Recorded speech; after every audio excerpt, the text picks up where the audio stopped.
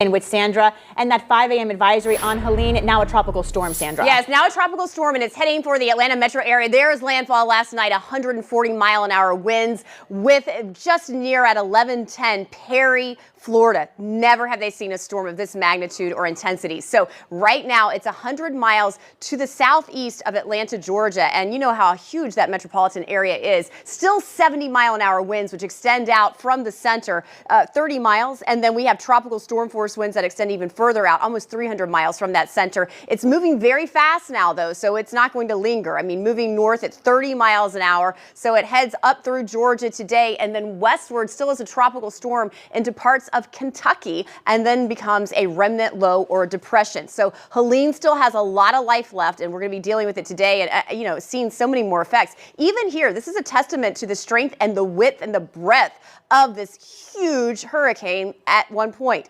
33-mile-an-hour winds as it's near Atlanta, even down here. Gusts there at 29, and West Palm just recorded 28 in Port St. Lucie. And so they just issued a wind advisory for our area for the Treasure Coast. So Vanessa, we're also seeing these bands move through. You've got the lowdown on that. Plus we have a heat advisory. A lot going on today. We have that wind advisory for Okeechobee and the Treasure Coast, and those rain bands that will continue to push across our area throughout today, all associated with Tropical Storm Helene this early morning. So we have some heavy rain bands, just one lightning strike as well near Indiantown, but nothing too severe or strong, just some heavy downpours that is going to be heading towards Port St. Lucie and Palm City very shortly. All this moisture is on the west side of State Road 7 and inland areas of Palm Beach County, in Pahokee, Belglade, heading towards northern Palm Beach County. That continues to hold in the next 30 minutes or so. So we'll see those on and off showers today. Otherwise, we'll see that heat advisory taking place at 11 o'clock in the morning until 6 o'clock this evening, and feels like temperatures will be near 108 to 110 degrees between 1 and 5 o'clock this evening.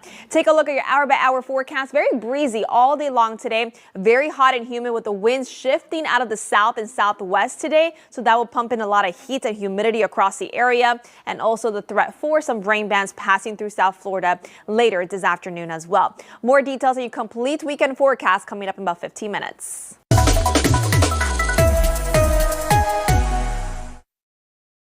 Helene, such a devastating storm, and still just downgraded to a tropical storm, but a strong one at that. 70-mile-an-hour winds. It is heading toward Atlanta. Right now it's about 100 miles southeast of the city, and so it's going to be a huge devastating effect. The one good thing, at least it's moving north at a very quick rate, 30 miles an hour. It enters Kentucky eventually, still as a tropical storm, and then becomes a remnant low and depression. So here's a look at it again, making landfall yesterday. So if we head down to the Western Caribbean, there's another area of interest knocking at the door of the Yucatan. At this point, the models want to take it west, thankfully. Let's hope it goes away and doesn't take the same route. Doesn't look like it will at this point. A 30% chance it gets named over the next 7 days. There's a very good chance we have our next depression and named storm, which would be Joyce. This is an area near the Cabo Verde Islands, a 90% chance of that happening. And of course, we have Isaac that's way out there, kind of lost in the shuffle, but Isaac is now a hurricane, and thankfully it is moving